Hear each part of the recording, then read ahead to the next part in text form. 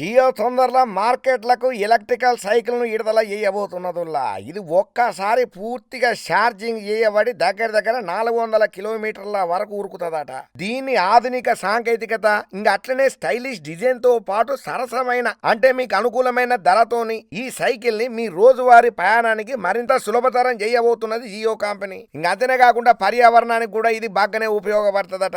మరి ఈ కొత్త ఎలక్ట్రికల్ సైకిల్ యొక్క అన్ని లక్షణాలు మరి దాని రేటు అన్ని వివరంగా తెలుసుకోవాలి కదా. జియో కొత్త ఎలక్ట్రికల్ సైకిల్ మనకు అనుకూలమైనటువంటి ధరలలో ఉండుడే కాదు, దాని స్టైలిష్ లుక్ తోని అందరినీ పిచ్చెక్కిస్తున్నదయ్యా. ఆధునిక డిజైన్ కారణంగా ప్రజల దృష్టినైతే బాగానే ఆకర్షణ చేస్తున్నది. పోర్టీ మరియు ట్రెండీ డిజైన్ తోని ఉన్నటువంటి ఈ సైకిల్ ఆడోళ్ళకు కూడా అనుకూలంగా ఉంటదట.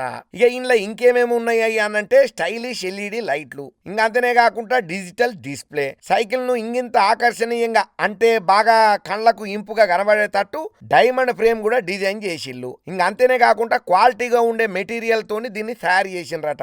ఇది చాలా సౌకర్యవంతంగా స్టాండర్డ్ గా ఉంటదట. అత్యంత శక్తివంతమైనటువంటి లిథియం అయాన్ బ్యాటరీతోని 400 కిలోమీటర్ల వరకు ప్రయాణం చేయొచ్చట. ఎకో మోడ్ నుండి హై స్పీడ్ వరకు ఉన్నదట ఇంలా. ఇక జిపిఎస్ ట్రాకింగ్, స్మార్ట్ కనెక్టివిటీ, ఇంకా అంతనే కాకుండా రివర్స్ మోడ్ కూడా ఉన్నదట. వాటర్ ప్రూఫ్ డిజైన్, ఇంకా అట్లనే షాక్ అబ్జార్బర్ కాబట్టి ఇది ఏ రోడ్డు మీదనైనా చాలా ఈజీగా పోతుందట. ఈ అన్ని లక్షణాలతోని జియో ఎలక్ట్రికల్ సైకిల్ పనితీరైతే అద్భుతం అని చెప్తున్నారు చాలా మంది. ఇక ఈ జియో సైకిల్ ధర ఎంతనయ్యానంటే 25,000 రూపాయల నుండి 35,000 మధ్యన ఉన్నదట. ఇది మార్కెట్ లో చాలా తక్కువ రీజనబుల్ రేట్లకు దొరికేటట్టుగా చూస్తున్నదట జియో కంపెనీ. ఏదేమైనా జియో పెద్దసారి తీసుకొచ్చినటువంటి ఈ ఎలక్ట్రికల్ సైకిల్ ను చూసి మాత్రం చాలా మంది అవురా అని అంటున్నారు.